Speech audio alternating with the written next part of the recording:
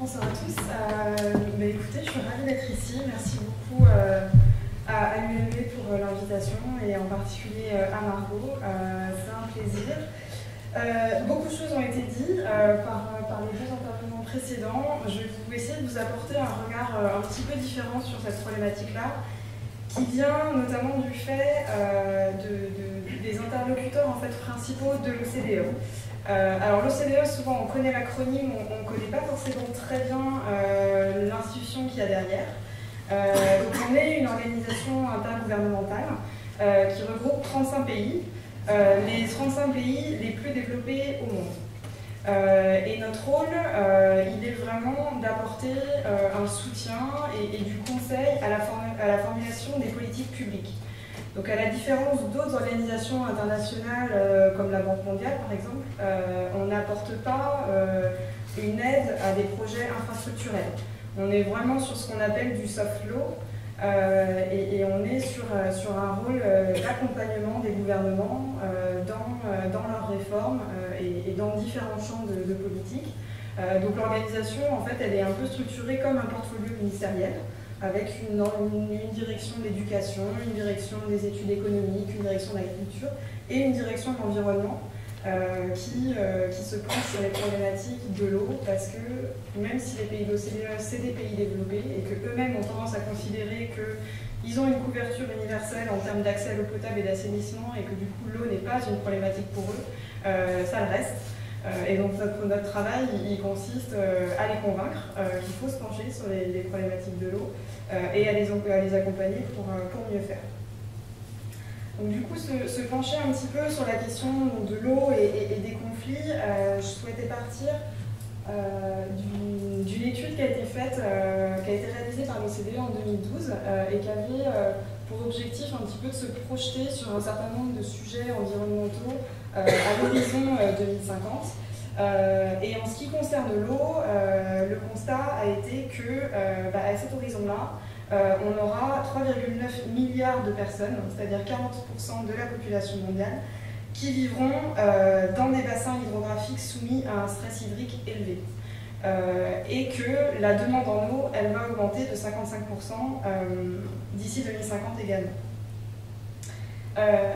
Et donc du coup, on s'aperçoit que partout sur la planète, pays, OCDE et autres, ces besoins quotidiens en eau, ils suscitent une concurrence de plus en plus vive entre différents besoins et différents acteurs. Les villes, parce que comme Edouard l'a mentionné, on a des taux d'urbanisation qui explosent, mais aussi les secteurs agricoles, les industries, les fournisseurs d'énergie et les écosystèmes. Et qu'en fait, en l'absence d'une gestion adaptée de l'eau, le prix à élever va être extrêmement élevé, aussi bien en termes financiers, mais aussi en termes d'occasions manquées, d'atteinte à la santé et puis de dommages causés à l'environnement. Et donc du coup, le message qu'on fait passer, nous, à l'OCDE, c'est que faute de profondes réformes dans le secteur de l'eau, cette situation-là, elle risque fort d'empirer et que les ressources disponibles vont devenir de plus en plus incertaines. Et que c'est sur ces mêmes pressions qui s'exercent sur la ressource en eau et qui s'intensifient, eh bien la probabilité de conflit, elle augmente. Mais nous, on a plutôt un regard sur deux types de conflits, les conflits d'usage et les conflits sociaux. Parce que l'OCDE n'a pas le mandat, elle, de travailler sur les problèmes sécuritaires et les problèmes de gestion transfrontalière. Donc par contre, on a d'autres acteurs comme l'OIO et le RIOC qui le font. Mais nous, on se penche plutôt sur des conflits qui peuvent avoir à voir avec les conflits d'usage. Donc par exemple, quand on travaille avec les Pays-Bas, eux, typiquement, ils font face à une problématique où ils sont un pays qui sont situés aux 2 tiers sous le niveau de la mer. Et où la compétition pour l'usage des sols est extrêmement vive. Et on se retrouve du coup dans des situations où bien souvent les logiques de développement urbain et développement territorial, ils se retrouvent en concurrence avec des stratégies de protection environnementale, mais aussi de protection contre les inondations. Donc un exemple très concret, bien souvent le gouvernement néerlandais est confronté à un problème où des promoteurs immobiliers, parce que la régulation en termes d'usage des sols n'est pas en concordance avec la régulation en termes de protection des inondations, des promoteurs immobiliers qui vont construire dans des terrains inondables. Et du coup, le gouvernement se retrouve face à leur responsabilité de devoir développer de nouvelles infrastructures pour protéger ces nouvelles habitations des inondations, ce qui génère des coûts. Et c'est jamais ces promoteurs immobiliers qui ont généré ce risque qui les couvrent. On se retrouve aussi avec des conflits d'usage entre irrigateurs et énergéticiens. Typiquement en France, bien souvent, il y a des tensions fortes dans certains bassins qui sont sujets à la rareté entre voilà, des agriculteurs qui cherchent à irriguer leurs terres et puis des acteurs comme EDF qui, eux, ont construit des barrages hydrauliques et qui se retrouvent à devoir être en compétition avec ces irrigateurs-là pour avoir suffisamment de ressources pour faire fonctionner leurs barrages. Et puis, un exemple dont on a beaucoup entendu parler ces dernières années, c'est la Californie, par exemple, qui se retrouve face à une sécheresse qui est, on dit, parmi la plus sévère depuis 500 ans, et où là, c'est carrément les irrigateurs et les producteurs de fruits, de noix qui se retrouvent en compétition avec les besoins pour la consommation domestique. Donc ça, c'est vraiment un premier conflit d'usage sur lequel on se penche. L'autre type de conflit, c'est ceux qu'on caractérise de conflits sociaux. Et qui ont plutôt à voir avec une résistance citoyenne, de manière générale, à des grands projets infrastructurels. Bien souvent, c'est la question des barrages. On l'a vu au Chili, où il y a eu de très fortes tensions et de résistance des communautés locales par rapport à des grands projets de barrages hydrauliques qui se développaient. Et où voilà, la question des impacts socio-environnementaux de telles infrastructures se pose. Et puis, bien souvent, du fait du manque de dialogue entre les décideurs et les parties prenantes les plus touchées. On voit également ce problème se poser en Corée du Sud, où il y a par exemple en 2011 un grand projet qui a été lancé, qui a été piloté par plusieurs ministères à la fois, 20 milliards de dollars injectés sous le coup de 4 ans, avec 16 nouveaux déversoirs, 3 nouveaux barrages, etc. Et aucune consultation, aussi bien des communautés scientifiques, environnementales que des populations locales touchées, qui s'est traduit par voilà, des critiques et de la controverse, ce à quoi les dirigeants coréens n'étaient pas forcément habitués parce qu'il n'y a pas énormément de culture de la démocratie, du dialogue là-bas, et ce qui les a fait un petit peu réfléchir. Voilà, ce constat qu'il existe un certain nombre de conflits auxquels les pays de l'OCDE sont confrontés, il a amené justement ces gouvernements à se tourner vers l'OCDE pour essayer de leur apporter des réponses. Parce qu'ils faisaient face depuis un certain nombre d'années et à la suite de ces différentes situations à une volonté forte de la société civile et d'autres acteurs de jouer un rôle plus important dans les processus décisionnels. Donc, du coup, nous de notre côté, une des réponses qu'on a souhaité leur apporter, c'est de se tourner vers les problématiques de gouvernance et de dire que bien souvent, les tensions qui peuvent être générées dans le secteur de l'eau, elles n'ont pas forcément à voir avec le problème d'hydrologie ou de financement, mais que souvent c'est un problème de mauvaise gestion.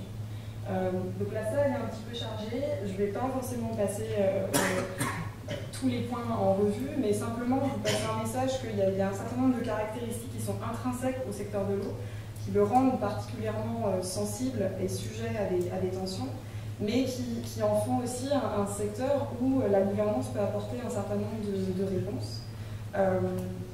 Et du coup, on part, nous, du principe que essayer d'adresser ces différents défis autour de l'eau, et notamment ces tensions entre usagers et entre parties prenantes, c'est pas seulement se poser la question du que faire, mais c'est aussi regarder le qui fait quoi, à quel niveau et comment. Et du coup, un des impératifs d'action qu'on a identifié, c'est celle du dialogue avec les acteurs. Donc on a mené à l'OCDE en 2015 une étude assez approfondie sur cette problématique-là. Donc on a mené une enquête parmi plus de 200 parties prenantes du secteur. On a récolté 60 études de cas pour essayer d'apprendre des expériences du terrain. Donc ça s'est traduit par un rapport qu'on a lancé au Forum mondial de l'eau et qui regardait voilà, les interactions entre tous les acteurs, les types d'acteurs qui figurent sur ce schéma-là, pour essayer de comprendre quels sont les impacts des mécanismes de dialogue, quels sont les coûts et surtout quels sont les bénéfices de ces approches un peu plus inclusives des processus décisionnels. Donc, très rapidement, on avait commencé notre enquête en demandant aux personnes qui ont répondu de nous indiquer quels étaient un peu les mots-clés qu'ils associaient aux problématiques de bonne gouvernance de l'eau. Et ce qui nous a un petit peu conforté dans notre perspective de nous concentrer sur les questions d'engagement et de participation, c'est que parmi tous les mots-clés qui en sortaient, la question de la coopération, du partenariat, d'une compréhension partagée du problème, du dialogue sont fortement ressortis. Donc on s'est dit qu'on était sur la bonne voie. Et donc à partir de là, on a un petit peu étudié les différentes modalités de ces problématiques de dialogue. On s'est aperçu qu'effectivement, c'est bien souvent la principale raison que les décideurs prennent pour s'engager dans des dialogues, c'est effectivement la résolution des conflits liés à l'eau. Et que, en impliquant les parties prenantes le plus en amont possible, que ce soit de projets infrastructurels, mais aussi de réformes qui peuvent être sujets à la controverse, il était bien plus facile d'aligner des opinions parfois divergentes, d'obtenir un consensus, et donc de prévenir et d'anticiper le conflit. Donc on a constaté donc, que le dialogue, il génère des coûts, certes, mais qui sont souvent à long terme, et que par contre, il permet d'obtenir un certain nombre de bénéfices qui, eux, se dégagent sur le long terme, en matière d'abord d'acceptabilité du processus, de la décision, que le dialogue permet aux acteurs de s'approprier les projets, les processus de réforme, mais qui permettent aussi aux acteurs d'y contribuer, et qu'ainsi ils obtiennent aussi à travers ce dialogue-là un espèce d'aspect aux coulisses de la prise de décision et de responsabiliser les décideurs par la suite. Un autre bénéfice qu'on a observé, c'est la question de l'équité sociale et de la cohésion en termes de renforcement de la démocratie, aussi de la confiance qui se construit au fur et à mesure du processus de dialogue entre les parties prenantes. Il y a la question du développement des capacités et des connaissances, parce que le dialogue joue aussi un rôle pour informer, pour sensibiliser, pour former les opinions. Et puis enfin, il y a des bénéfices économiques. En termes d'argent et de temps, souvent qui émanent du fait d'avoir prévu, d'avoir eu un effet préventif sur le conflit. Et puis des bénéfices économiques qu'on dit plus généraux, c'est-à-dire que ça permet de créer des synergies entre les projets qui limitent les coûts de transaction, par exemple. Pareil pour la question des cohérences des politiques publiques. Donc sur la base de ce travail-là, tout ça a un petit peu culminé avec la formulation de ce qu'on a considéré comme les 6 conditions cadres de l'engagement des parties prenantes. Et c'est un petit peu ça qu'on voit, nous, comme le blueprint pour les gouvernements quand ils souhaitent mettre en œuvre du dialogue et engager les parties prenantes. Donc autour de 6 thèmes. Le premier, sur la question de l'inclusion et de l'équité, c'est vraiment, l'objectif, c'est vraiment d'effectuer une cartographie un petit peu des acteurs qui peuvent être touchés, impactés par un projet, de bien identifier leurs intérêts et leurs responsabilités et de façonner les modalités du dialogue autour de ces intérêts, tout en reflétant parfois les intérêts qui peuvent diverger entre différentes parties prenantes. Donc, tout ça toujours dans l'objectif de se dire qu'il n'y a pas une solution unique et une façon unique de mener du dialogue, mais qu'il faut toujours essayer de le faire le plus possible sur mesure au contexte en question. La deuxième condition cadre, c'est l'importance de bien clarifier les objectifs et les raisons du dialogue, que ces objectifs-là soient bien compris par tous les acteurs engagés, pour aussi gérer les attentes, et puis aussi dans des perspectives de transparence et de responsabilisation. La troisième condition cadre, c'est aussi une qui est sine qua non, c'est l'allocation de ressources financières de ressources humaines et aussi d'informations qui sont toutes des ingrédients essentiels pour que le dialogue il soit productif. Et puis aussi en termes d'information pour qu'il y ait un vrai échange à deux sens. Et que c'est souvent ce qu'on reproche à certains gouvernements qui font un petit peu de l'engagement comme on coche une case parce que ça fait bien. Et puis en fait que ça consiste souvent essentiellement dans la consultation où on transmet de l'information mais il n'y a pas vraiment de mécanisme pour collecter des contributions des parties prenantes qui sont impliquées. La question de l'efficience et de l'efficacité, elle a vraiment à voir avec l'évaluation. Et l'idée que le dialogue avec les acteurs, il doit aussi bénéficier du monitoring, d'essayer d'analyser un petit peu ce qui fonctionne et ce qui ne fonctionne pas au fur et à mesure des étapes du dialogue pour ajuster, pour apprendre et puis du coup pour améliorer sur la base d'un certain nombre d'expériences, des coûts, des bénéfices et puis du coup rendre ce processus de dialogue le plus efficace et durable possible. La cinquième condition cadre, elle a à voir avec une observation qu'on a pu faire au fur et à mesure de nos recherches, qui est que, de même que c'est difficile de faire de la gouvernance de l'eau s'il n'y a pas un cadre de gouvernance publique plus large qui est déjà en place, et là aussi c'est difficile de faire du dialogue s'il n'y a pas un certain nombre d'incitations institutionnelles à le faire. Donc là aussi, c'est l'idée que plus le dialogue va être institutionnalisé, plus il va être inscrit dans les modalités de fonctionnement d'organisation, plus il va être efficace.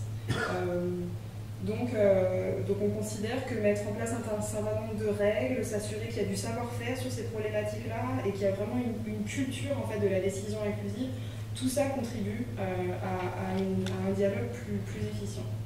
Et puis, la dernière condition cadre, c'est la question de l'adaptation et par ça, on entend qu'il faut personnaliser les modalités d'engagement. Donc je vous le disais au départ, c'est par rapport à la première condition 4, c'est avoir à bien identifier avec quels acteurs on dialogue et que tous n'ont pas les mêmes attentes, tous ne peuvent pas être engagés de la même façon. Ça dépend aussi des lieux, on ne fait pas du dialogue de la même façon en ville qu'en milieu rural. Et puis ça dépend aussi des différentes étapes du projet. Et que toute cette étude des différentes composantes, des différents facteurs un petit peu du dialogue doivent être pris en compte dans ces modalités.